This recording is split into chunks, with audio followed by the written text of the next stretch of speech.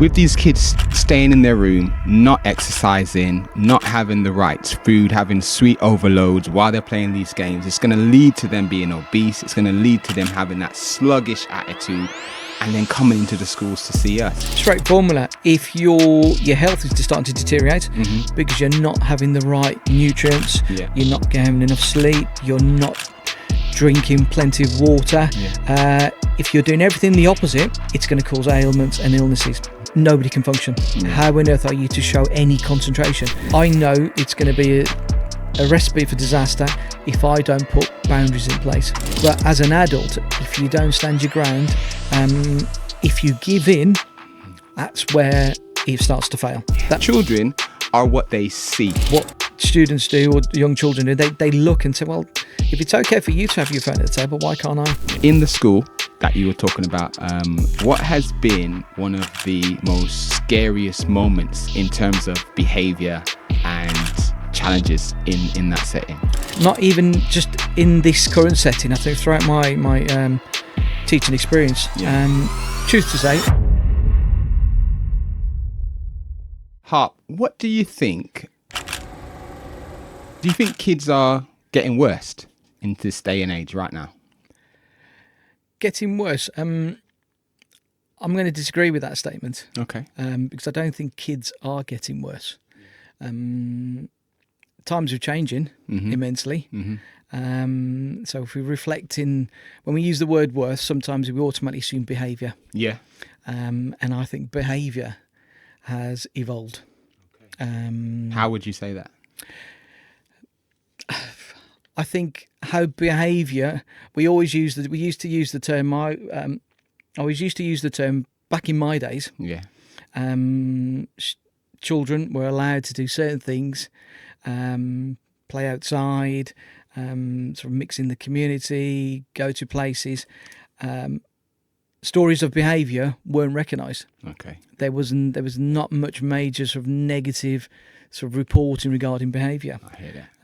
Fast forwarding today, you get stories of younger children across to older children where when they're grouping together in certain places, possibly town or around the community, there's always a story which then leads to in terms of the antisocial behaviour.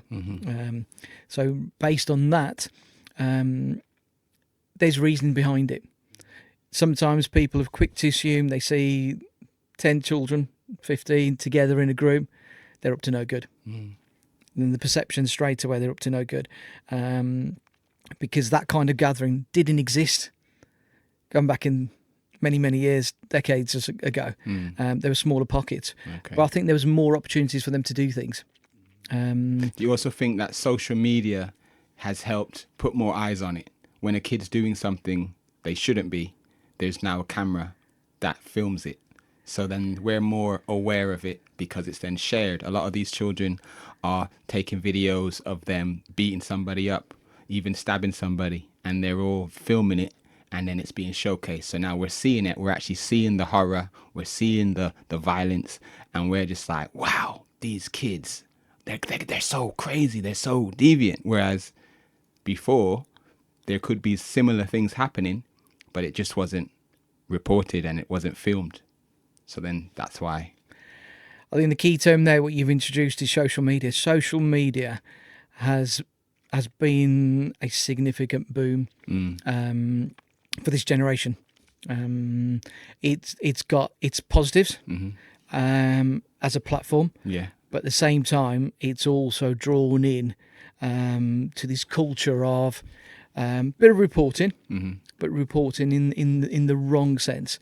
It's been made to use as a glorified platform for certain youngsters. Yeah. Because what it is, like you've emphasised there, if there's an incident, there's a fight broken out, or there's some negative behaviour that's occurred, there's going to be definitely one person who's in that group or group setting, or even a sort of a passerby who's observing, who's recording it. Yeah.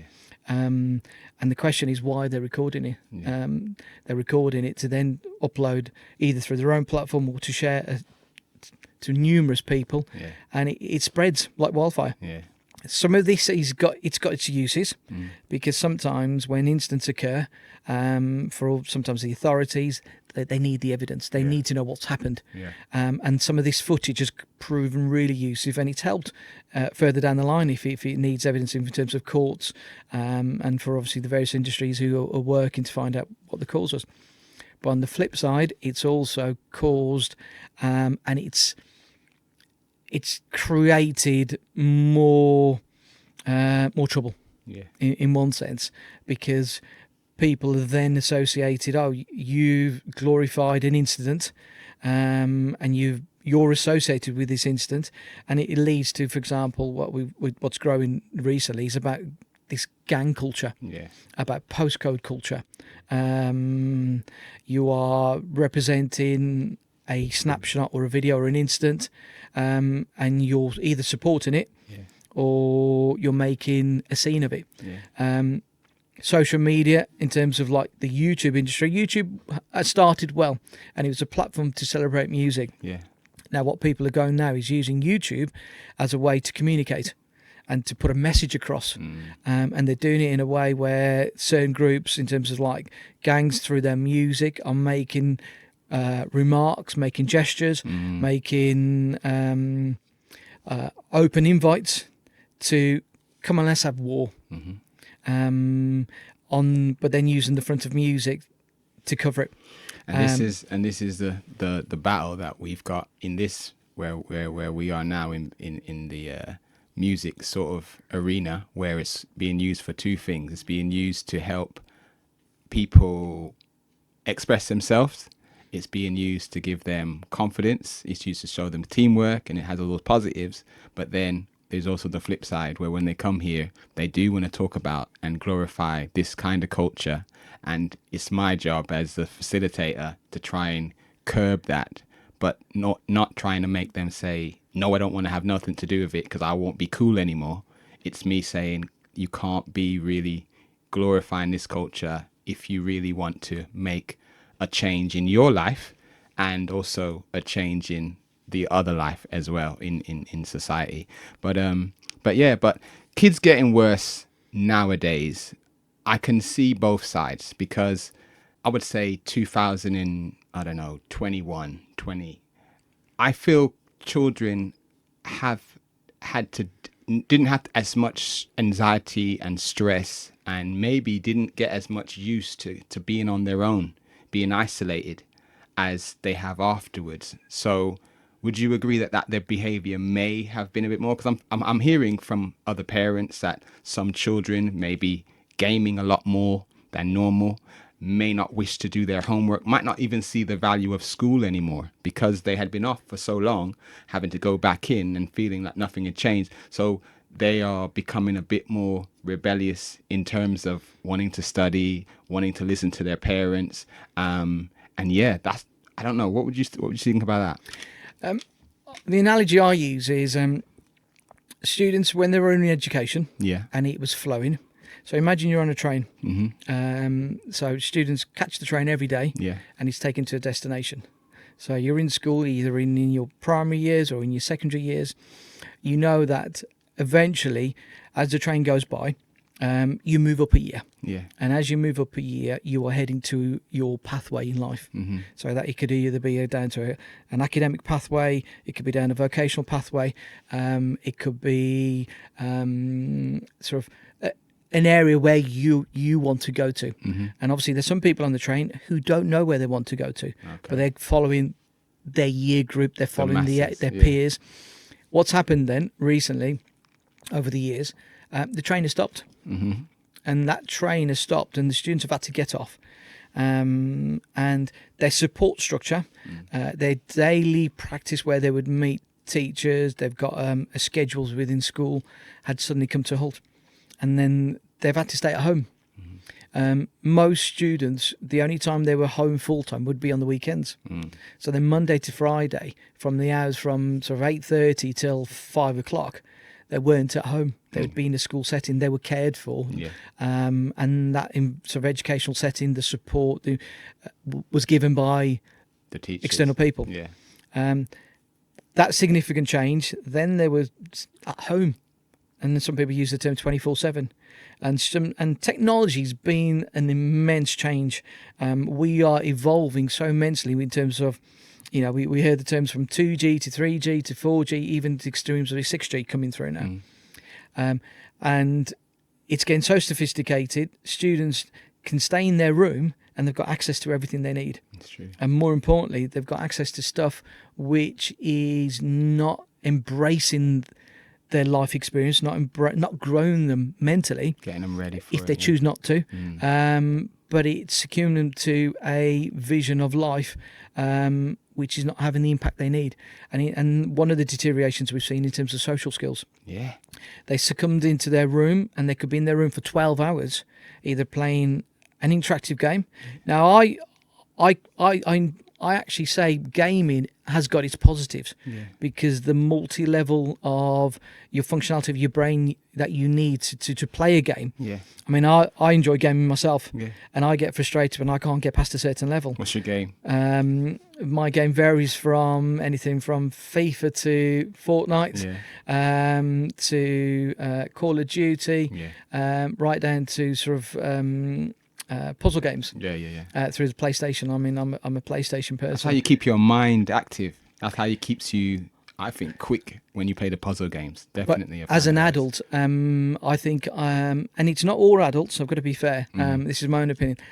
I know how much time I can tune for it. So I can allocate myself an hour and a half or 2 hours of that recreational time. And I call it recreational because it is fun. But then I'll switch off. The difference is certain students, it is a full-time. They've converted into full-time. They'll wake up in the morning, they'll skip breakfast, and the first thing they want to do is get onto that gaming. It's true. Which they've just finished in the early hours.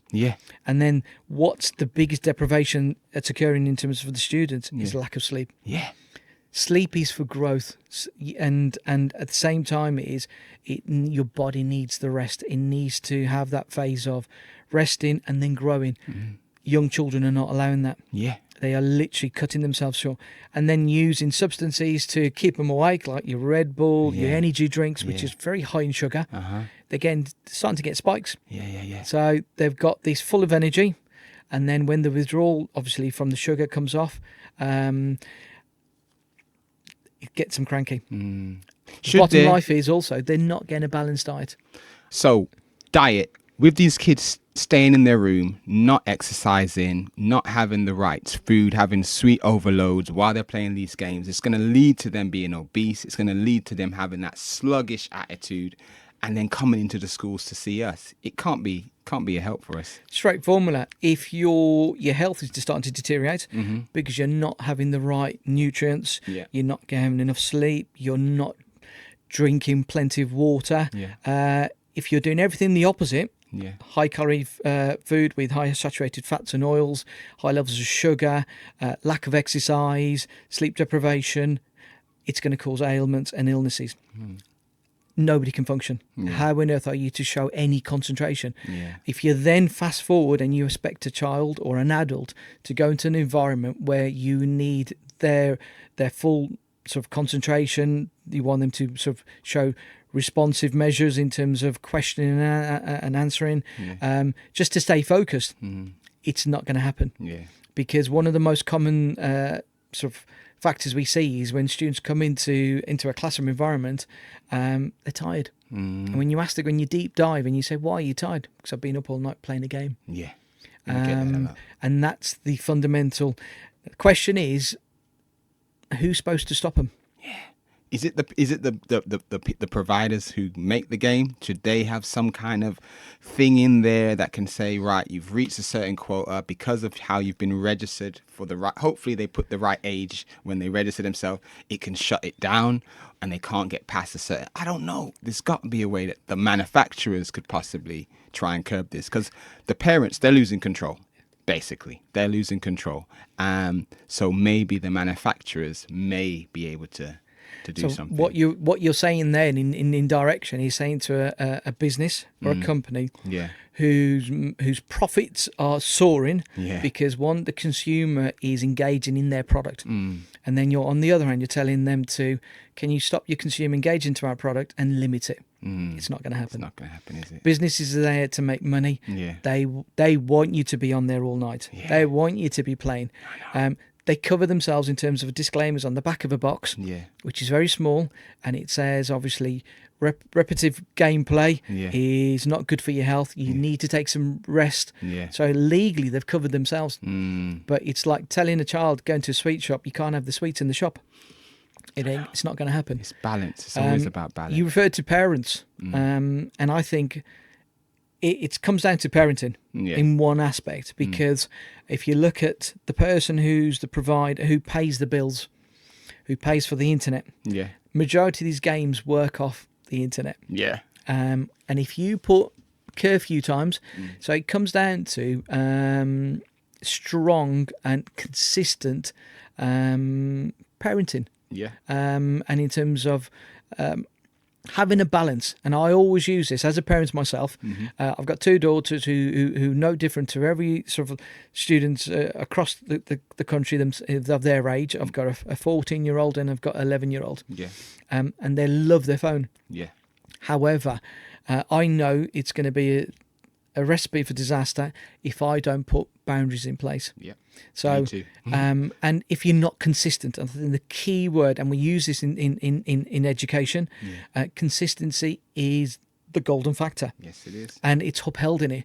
Yes, you are going to get uproar. You are going to get initial why.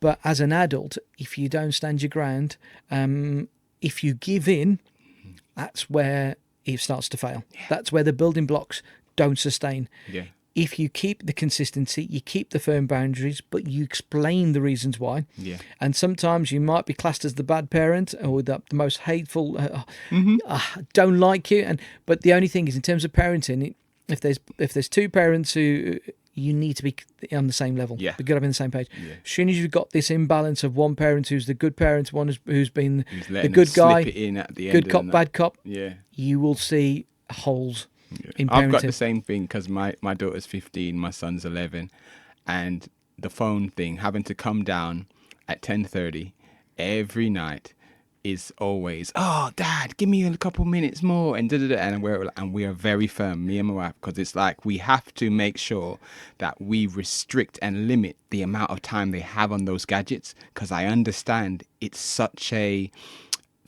world that it has to be managed properly, because they're going to get in there eventually, but I'm just trying to limit it for as long as possible, because I know when I was their age, I didn't have access to so much stuff like this, and I see it as that the Garden of Eden giving them the tree of knowledge, and I'm thinking some things they just need to have in just drips and drabs, and it's like they don't understand it. Why? My friends keep it a lot longer. I said, no, number one, you're going to be going to sleep later.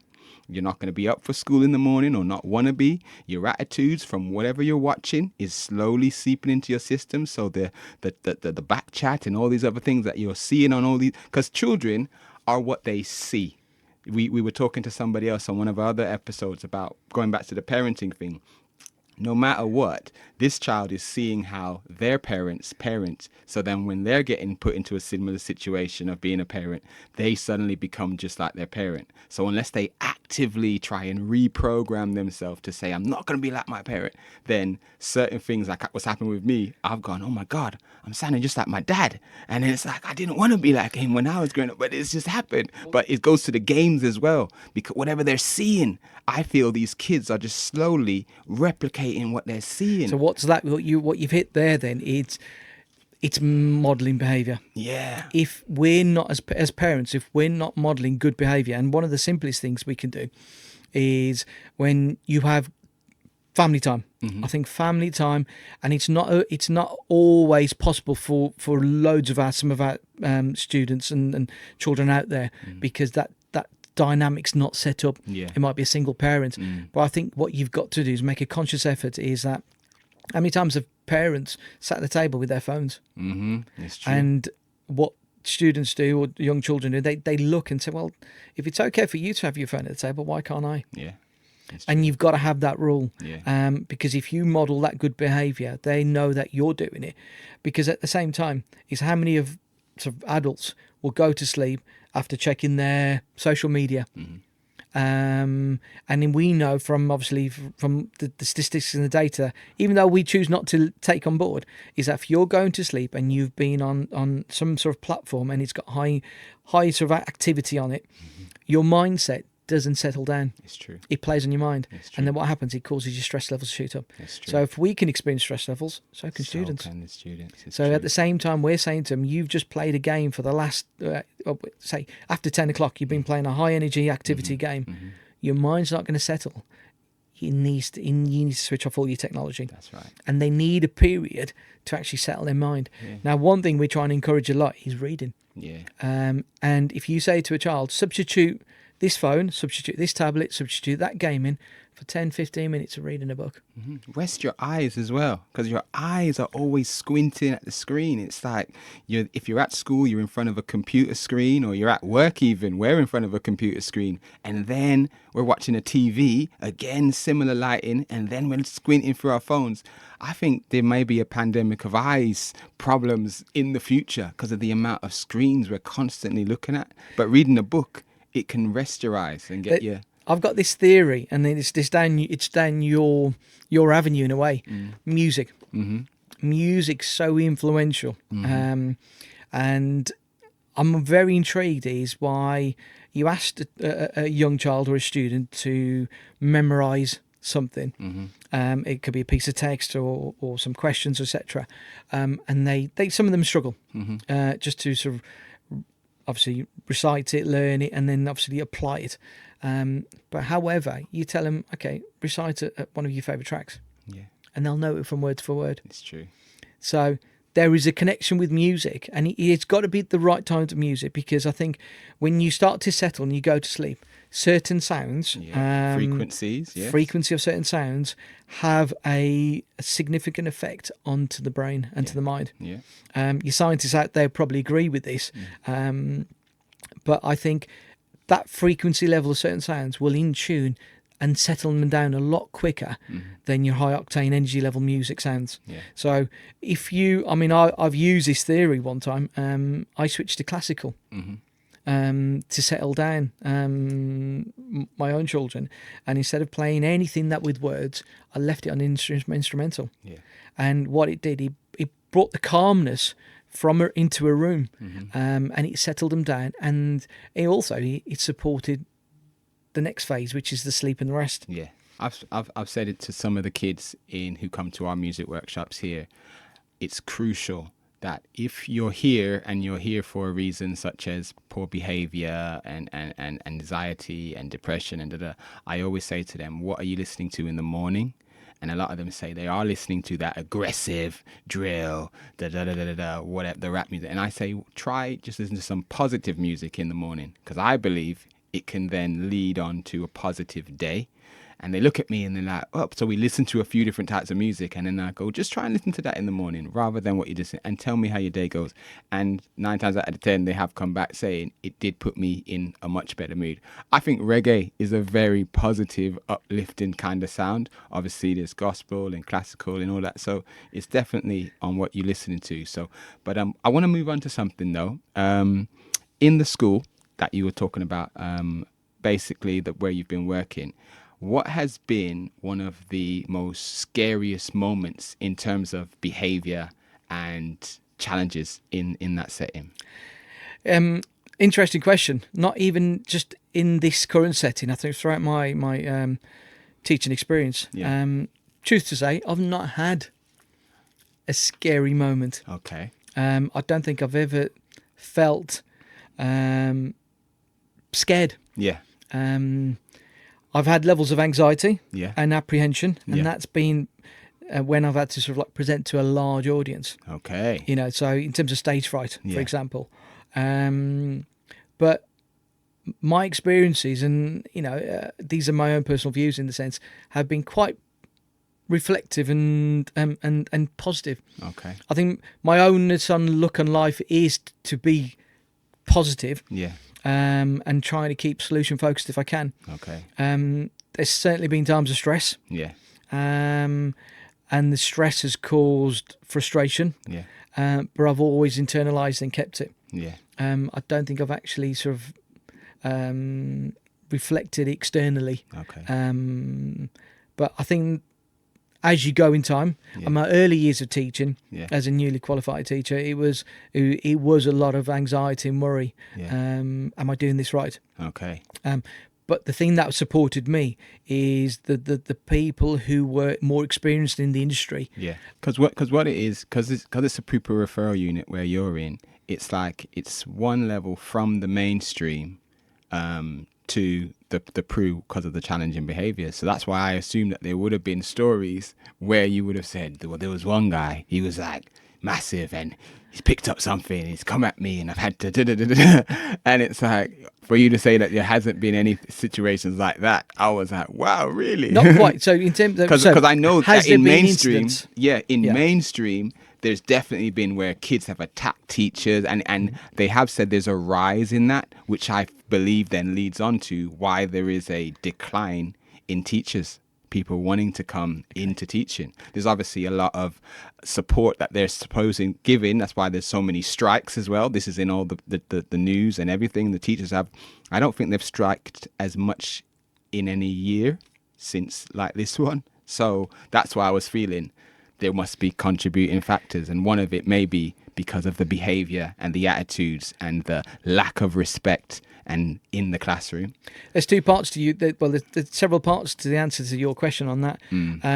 The correlation in terms of strikes. Yeah. From my feeling, one of the reasons teachers are striking or the unions are supporting the strikes is the work-life balance. Okay. Many teachers work above and over their quota of working hours. That's true, yeah. And they are not recognised for it. They've got so many children in one room. Absolutely. But no human could potentially give every single person the same amount of attention. I use this, and tell me what you think of this. Certain parents struggled of looking after their own.